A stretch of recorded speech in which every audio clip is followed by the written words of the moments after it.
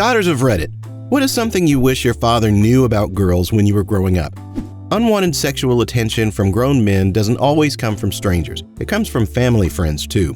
Pay attention to your friends' behaviors and comments around your kids. My dad cut off a longtime friend after catching him leering at me in a bathing suit at a pool party when I was only 12. Don't be scared of having your picture taken. If your daughter wants to take pictures of you, or especially with you, let them. My dad died when I was 13 years old. Then I realized that all of his hiding from the camera meant I was left with only a handful of photos and he wasn't in any of our home videos. You don't realize how important they can be until you aren't able to make new ones.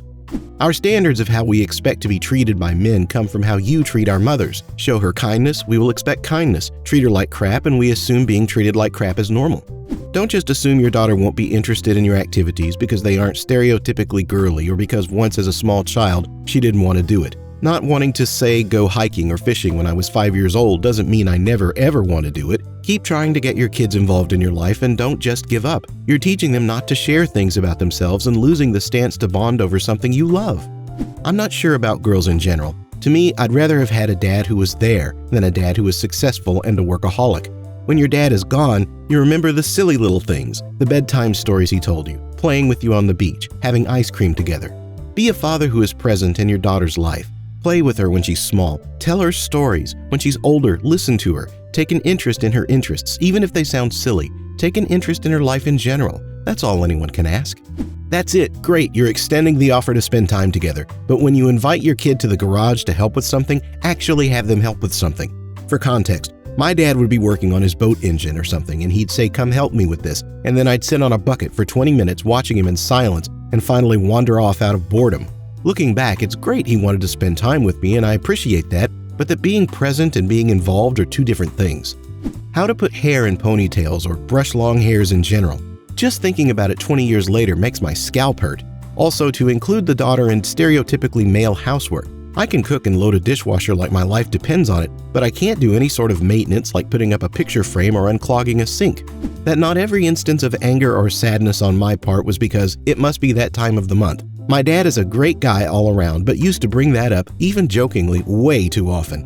If you spend a good portion of your daughter's childhood talking about how much better and easier a son would be to raise, don't be surprised when your daughter grows up confiding almost exclusively in her mother and never in you. When your daughter is going through puberty and starts getting her period, don't write off the things she's going through. There's all sorts of new hormones swirling around in there, and they're gonna affect her mood. She's getting periods. They're probably gonna hurt. Being in pain makes you grumpy, but don't write off every instance of anger or bad temper as being because you're on your period. Maybe her mom doesn't get bad ones. Maybe you've never thought about it because your wife is a grown woman who has learned to deal with her periods and the assorted mood swings and pains and moved on. Or your daughter hasn't yet. Be a little more thoughtful. Help teach her ways to manage what she's feeling. She's in a lot of pain, and if it doesn't change after a while, take her to a doctor. Maybe nothing's wrong and she's got crap luck, but she could have endometriosis or cystic ovaries. Stick up for her at the doctor. Lots of women have trouble finding doctors who will listen to them about their pain, and it's very hard to advocate for yourself when you're only 14 and throwing up from pain. I do not have a bond with my dad. At best, he's like a cool uncle. When I was in middle school, I stayed with him a lot because his house was right next to my school. He told me I only got my period because my friends had it and I wanted to be like them. However, it wasn't all bad because for some reason, he thought pads and tampons cost $40, so he gave me $50 every month when I got my period, until my mom ratted me out. How to build and support a healthy self-esteem and lifestyle habits. The things you say about the way you treat her can leave a lasting impression on your daughter. I was a latchkey kid in an Asian household filled with cheap convenience foods, 3-for-1 hot dog buns, Chinese crackers, etc., and lack of income for things to do outside of watching TV at home. So I grew up overnight and uninformed about healthy lifestyle habits. Since tweenhood, my dad was constantly on me about my body and bluntly laid it out that I would never find a boyfriend. If he saw me in a t-shirt or shorts, he'd comment on how big my arms or thighs looked. I'm now in my late 20s and still refuse to wear tanks or short sleeves or skirts or dresses or shorts because of that idea that has been ingrained in my thought process. The link between being fat and being single still has a huge presence in my mind. My dad passed away last year from his own struggles with his health, cancer, diabetes, hypertension.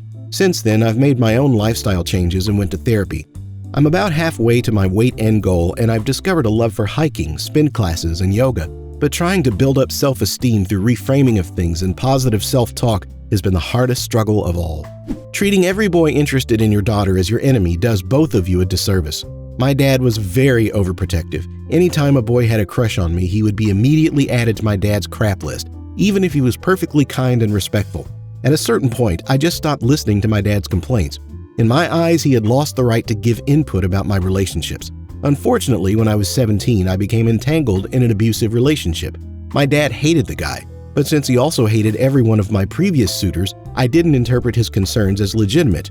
On top of that, since he was so busy trying to prevent me from having relationships, he never talked to me about what a healthy relationship looks like. That girls are not delicate little creatures who can't do anything. I always wanted to be an auto mechanic and help work on cars, and he'd never let me. He told me girls can't do man jobs because they cause drama on the job sites when all the guys are worried about sleeping with them. Now I am always having car trouble and have to pay out the ass to get a mechanic to fix simple things because he wouldn't just show me how to fix it. Edited to add that I grew up before the internet. YouTube is awesome now, but there's something really intimidating for me about even trying now just because of the attitude I faced being a girl in my house.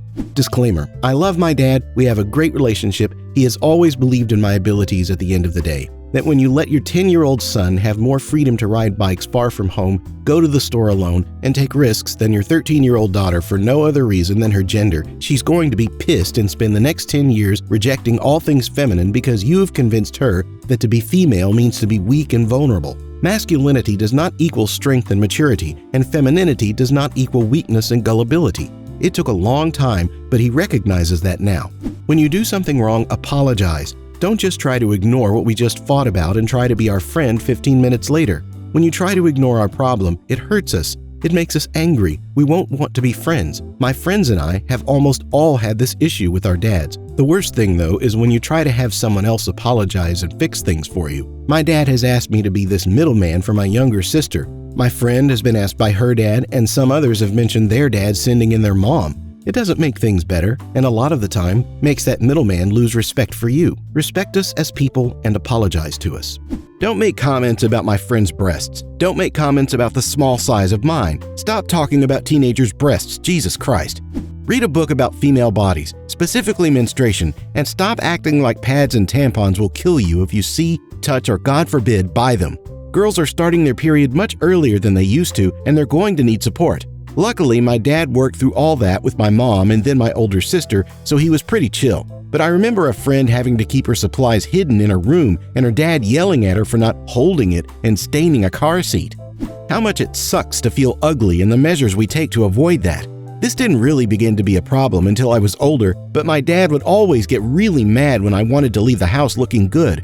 My brother would just throw random clothes on, whereas I wanted to wear nice clothes and put makeup on. He'd get mad over how superficial and shallow he thought I was. In reality, how nice we look makes a big difference in how seriously we are taken and how we are treated.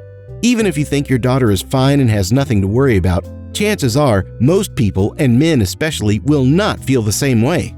Casual misogyny at home against other women is going to cause your daughter to internalize those issues.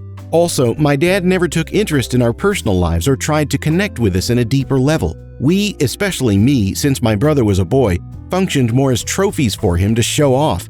Any issue we had was foisted off on my mom. She was without a doubt the reason we did so well, but my dad always took the credit for it both inside and outside the home. I can understand that kids don't always have interesting interests, but he never even tried.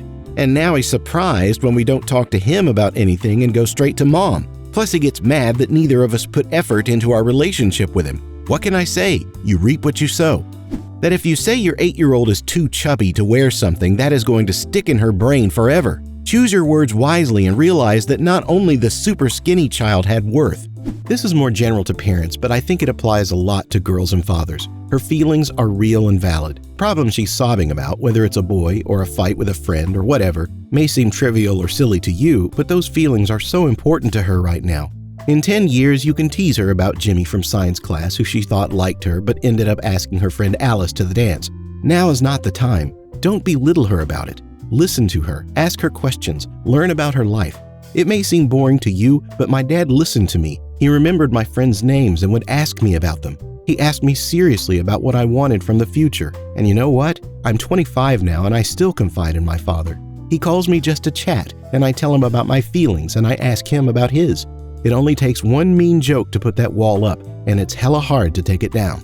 It doesn't matter, she says, with a sad little sigh, and you know that it's only a friend or a guy, or a moment at school, or a thing that she said, or the teacher she's got, or the prom night ahead, or the drama in class, or the length of her hair, or the chore that was totally really unfair, and you want her to calm, and you want her to see, but it matters to her, but it matters to me.